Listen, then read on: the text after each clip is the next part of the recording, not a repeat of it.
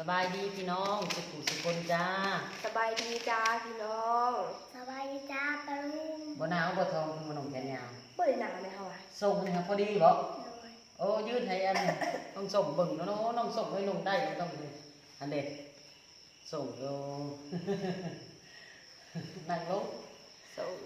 น้องพ่อบ่ได้หนาวแห้งน้องผมมื้อนี้ค่อยพัดหนาวเลยข้าวผัดบ่ได้หนาวเลยมื้อนี้กาน้องนาซีมาสอนหนังสือของเขาพี่น้องเพิ่นเรียนเพิ่นก็บ่ได้เข้าโดนแล้วประมาณ2 อาทิตย์แล้วว่าเราเรียนได้ออนไซน์เลยแม่นว่าเราอ่านนานเรื่องการเรียนเราก้าวหน้ากับการนั้นอยู่บ่น้องเนาะแม่นมาเบิ่งเรื่องการเรียนน้องทองว่าเพิ่นก้าวหน้าก้าวตาขึ้นฮอดไสแล้วนะพี่น้องลองอันน่ะเพิ่นมาหยังทดสอบ ว่าบ่เป็นแม่น้อยกับพี่น้องเอ้ย ในไซอ่านได้ตัวใดอ่านตัวใดเนี่ยได้ในไซอ่านโดนจับตุ้มขึ้นอ่านวิชาภาษาลาวของป ไปซื้อให้มันเนาะครับมันฝรั่งหังหนกฟักดังพักบ่แม่นอันน่ะบ่แม่นฟักพักกาพักจังได๋พักเลยหนักเทียนอ่านนั่งเลยเด้อโดยดังอยู่อ่านดาวบ้านปากสามถูกต้องสร้างอาบน้ำคุยบ่แม่นกล้วยควายควายควายอย่างนี้นะบ่แม่นกล้วยเด้ควายอ่านมันตามหูเนี่ยชิดหิวนิ่มหิวเขาหิวเขานิ่มกินหินยิบบินอ่านพอได้อยู่ด้วยพี่น้องเด้อกัน ปีซีปีก้าวหน้าก้าวตาอยู่ลีปีมึงตามหูเนาะท้องเนาะอันนั้นได้ซะถ้าบ่มีหูนี่เขาสิอ่านเป็นบ่เขาสิฟ้องสระมันเข้ากันนั้นมันได้บ่ลูกโอ้ยบ่ได้เลยคันว่าอันนั้นนี่สมมุติว่าเขียนอันน่ะเนาะสิอันนั้นโอ้ยให้เจ้าเขียนปลาได้บ่ทุกบ่ใช้ตึกเจ้าเขียนป้าให้เด้ตึกใช้ให้เราเขียนป้ากับตึกเราเขียนเป็นอะไรเนี่ยป้ามีตัวยังตัวยังไงเรื่องอื่นนะเก่งนะพี่น้องเรื่องเรียนหนังสือน้องต้องอยากบ่อยากปานใดเด้อเขียนปลาบ่เป็นปลามีตัวยังมาเบิ่งก่อนจะเข้าโดนสรุปเราได้เห็นว่ากันไม่น้อยกันเนาะคือเก่งเขียนนั่นน่ะเฮ็ดบ่ได้จังบอกให้น้องให้เอื้อยหันสอนดุๆแน่อย่างน่ะอย่างน้องเอามาดิเขียนเขียนเอาว่าอันออกปลา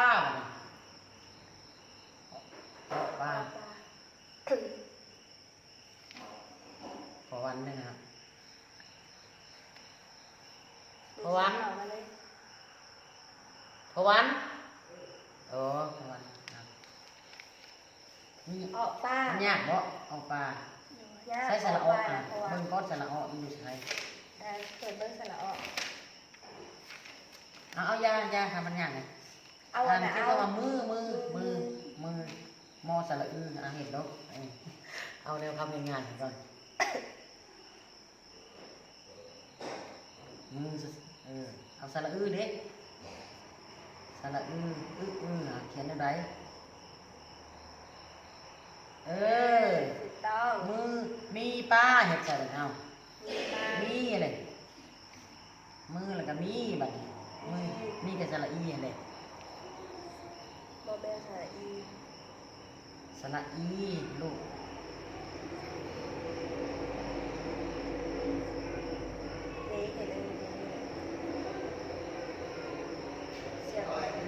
เสียงใครน้องลูกเด็กเสียงใครมาเสียง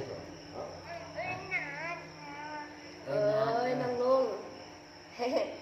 นัดถ่ายคลิปอยู่โทรหาเอื้อยยังไม่ได้นอน เปิดกล้องเลยน้องลุงนี่ไอ้ถ่ายคลิปอยู่ สระอีเนาะ สบายดีพี่น้องแน่ เห็นบ่มีนี่เห็นบ่มีสระอี สบายดีจ้าค่ะลุง ไปถ่ายคลิปก่อนเด้อ ด้วย กีฬาให้นอนดึกเทลูกหลาน เราบอกน้ำให้ เออ หากะ7 โมงหากะ7 โมงเนี่ยนี่ค่ะ หาก7 โมงบ่ลูก หากะ เจ็ด 7 โม โม งเก่าง ฮะ มีแต่ตัวหม้ออีกแหละหม้อเป็นไงมือมีปลาเห็นไหมป้าเนี่ยนี่ตัว โอ เก่า เค น้องทองเรียนหนังสือบ่ปานใดพี่น้องนี่มือมีปลาแม่บอก ได้ถ่าย ทั ค ก ลิป บ ก่ อ อน ก เด้อ ปลาเนี่ยมากินแล้วก็ว่าซี่วันนี้ครับอันเด้อเขียนสื่อเจ้าน้องทองเห็นดอกจะเป็นบ่เนาะเป็นสื่อเจ้าของสระอองคือกันนั่นแหละทองกัน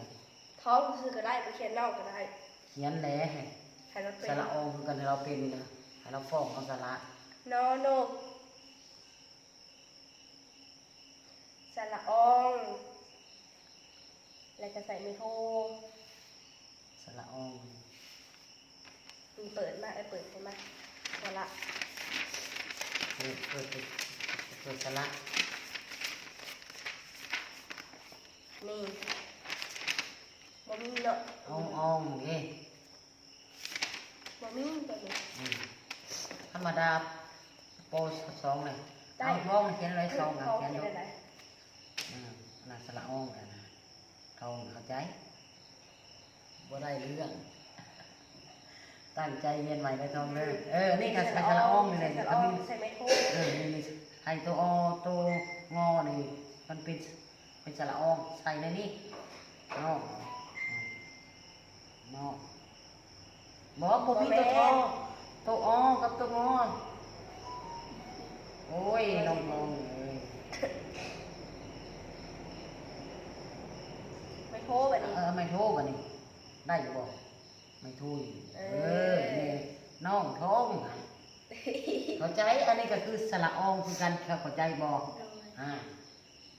นั่นคือการนักเนาะ บ่เป็นเลยเขียนชื่อเจ้าของกับบ่ได้พี่น้องเอ้ย บัตร A B C D ได้บ่แห้งแล้ว แล้ แล้ว แล้วพี่น้องเอ้ยสอนดูก็เมื่อยสอนอะไรนั่นก็อันนั้นได้อันนั้นเดือนหนึ่งก็อันนั้นสอนอยู่3-4-5 เทื่อพี่น้องเอ้ยบางเทื่อเขียนว่าอันน้องทองมีปลาตัวใหญ่เห็ดเด้อ ตัวใหญ่ตัวใหญ่ ตัวใหญ่ น้องเขา เอานี่ก่อนนี่เห็ดสักก่อนน้องก่อนเอาน้องน้องเอาน้องมันไม่โทษเลยเว้ย ไม่โทรดี ไม่โทษน้องท้องมันไม่ได้ท้องเลยโมลืมที่เขียนตะกี้เลยสิเรื่องอื่นเพิ่นสลาดได้พี่น้องเรื่องว่าอ่านนำการเว้าการจาเอาสอนให้ยับกอกยับกล้องคนสลาดอยู่แต่ว่าเรื่องการศึกษาเรื่องการเรียนนี่ก็สิบ่ปานใดนะเพราะว่าโรงเรียนอันรัฐและกับโรงเรียนอันเอกชนมันสิคนละอย่างกันนะ ป้าแบบนี้ ถ้าเรียนคือเรียนน้องลูกน้องโอ้บ่เว้าตัวใหญ่ โตสระโอนี่แหละสระโอน่ะฮู้บ่สระโอน่ะฮะ ยอยุ่งเลยนี่ สระโอได้บ่เป็นบ่อย่าเฝ้าบอกบ่ว่าบ่เป็นสระโอเลยป้าเรียนหนังสือนั่นใดนี่สระโอ สระโอ บ่เป็นสระโอโอ้ยทองเลย โอโออันนี้นะ อันนั้นมันอโอสระโอ สระโอเห็นอะไร นี่ขอใช้เด้อลูกเด้อใช้สระนะ นี่ นี่โอ้นี่โอนี่นี่สระโอเฮ็ดดูสระโอนี่ นี่เบอร์ที่ บ่ สอง มันบ่ถูกนั่นน่ะสอนมันสอน เนี่ยนี่สระโอนี่ บ่ต้องเฮ็ดมันแนวมันยากอะไรนะเจ้าลูกเอ้ยขี้นั่นแหละขี้แบบนี้มันจะเข้าใจง่ายแต่คือเจ้ามันบ่อยากเข้าใจเลยใจบอก เนี่ยชอบเป็น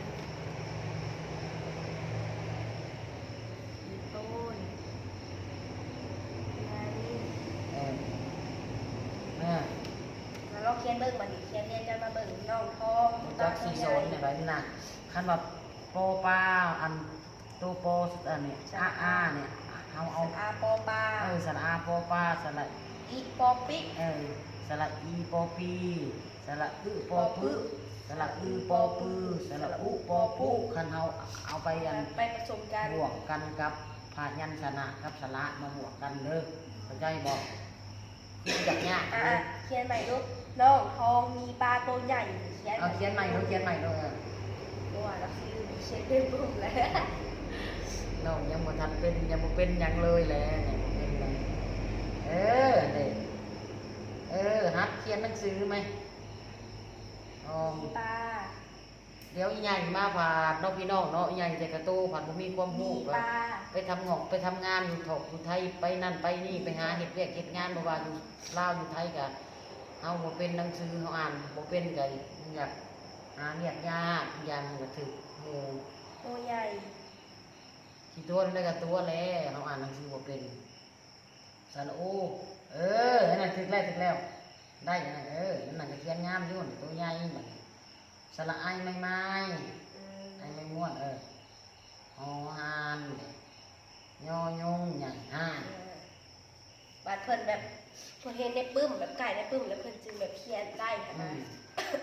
ให้อ่านก็อย่างยากอยู่ตั้งใจเรียนสระเด้อให้ตั้งใจเรียนก่อนพี่น้องก่อนอีต้นชีวิตเรา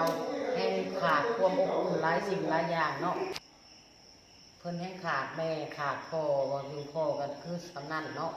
ขาดแม่นะเว้ยเขาอยากให้เราเรียนหนังสือได้เพราะว่าเอาความรู้ของเขาเลยเอาไปต่อเป็นมือเป็นตีนเป็นมันสมองหาเงินหาคำใจบ่ทองลูกเด้อตั้งใจเรียนคักๆเจ้าตั้งจิตใจนี่เอาตัวนี้มาผสมกันมันอ่านว่ายังเอาตัวนี้มาผสมอันนี้หอสัตว์อาเป็นกะหามันบอกอะไรกันเขาก็ลองเอาตัวหอสระหอสระนั่นใส่มาผสมกันเด้อเจ้าต้องเห็ดแบบนี้เห็ดตัวโอสระไอเป็นกันโอไก่เด้อเห็นนั่นนะลูกเด้อบ่ได้น้องทองมาอยู่น้ำข่อยกระเทียนบ่ได้เขากำปันหมักแต่คนเรียนเก่งได้ลูกเด้อเราจริงๆได้พี่น้องเลยเราบอกเราสอนเราสงสารชีวิตเพิ่นแองอาภัพหลายสิ่งหลายอย่างสมมุติว่าไปทางอื่นกันเราเห็นปื้อคนต้นเราทองกันเราเห็นแม่กับเนาะแม่กับเห็นบ่มีพ่อกับคือนั่นเลยละเงอะอยู่พูดว่าเขาตัวเด้อต้นเกี่ยวไหนท้องเลยลูกเลยแม่ใต้ค่ะไปทางซ้ายเขาบอกว่านี่ทางครัวนี่ปัญญาไปซะเขาสิตัวเด้อนางทองเด้อตั้งใจเรียนสาระมันได้เอานัดมันเลยเวลากะลาพี่ลาน้องซะลูกลาไปก่อนจ้าฝากกดไลค์กดติดตาม สอนหลังกล้องพี่น้องในช่องของน้องนัท TKS เลยจ้าลาไปก่อนจ้าไม่เลิกแฟมิลี่เลยจ้าอย่าเผาโฆษณาเลยจ้าคลิปหน้าจะกันจ้าบายมาคันสอนเว้าเก่งอยู่น้องตอนจับกล้องจับยังไงฮู้ไว้ได้สอนเฮ็ดเวียกนะเฮ็ดเวียกนั่นเนี่ยฮู้ไว้สลาดอยู่พี่น้องเอ้ย